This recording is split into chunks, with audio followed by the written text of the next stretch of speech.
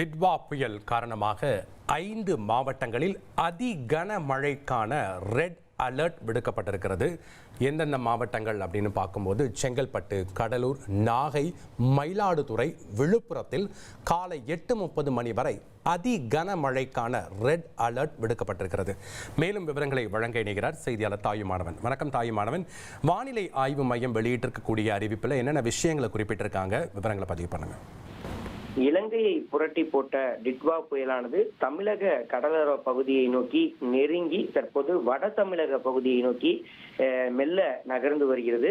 இந்த ஒரு சூழல்ல தான் நேற்று முழுவதும் பெய்த தொடர் கனமழை எதிரொலியால காரைக்கால்ல 19.1 சென்டிமீட்டர் மழையும், மயிலாடுதுறையில 14.5 சென்டிமீட்டர் மழையும், நாகையில 11.3 சென்டிமீட்டர் மழையும், திருவாரூர்ல 10.8 சென்டிமீட்டர் மழையும், கடலூர்ல 9.6 சென்டிமீட்டர் மழையும், தஞ்சாவூர் மாவட்டம் ஆடுதுறையில 6.3 சென்டிமீட்டர் மழை அதிகபட்சமா மழையளவு என்பது பதிவாகி இருந்தது.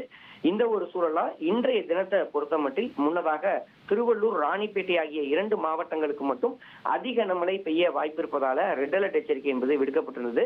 ஆனால் அந்த காரைக்காலுக்கு கிழக்கே 80 கிலோமீட்டர் வேகத்துல தொலைவுல தற்போது இந்த டிட்வா புயல் என்பது மையம் கொண்டிருக்கக்கூடிய சூழல்ல இன்று காலை 8:30 மணி வரைக்கும் கடலூர், மயிலாடுதுறை, விழுப்புரம், நாகை, செங்கல்பட்டு மற்றும் புதுவை, காரைக்கால் பகுதிகளில் அதி கனமழை பெய்யக்கூடும் என தெரிவித்து ரெட் அலர்ட் எச்சரிக்கை என்பது தற்போது மாற்றி வழங்கப்பட்டிருக்கக்கூடிய காட்சிகளை பார்க்க முடியுது. இந்த மாவட்டங்களுக்கு 8:30 மணி வரைக்கும் மட்டுமே ரெட் அலர்ட் எச்சரிக்கை விடுக்கப்பட்டிருக்கிறது.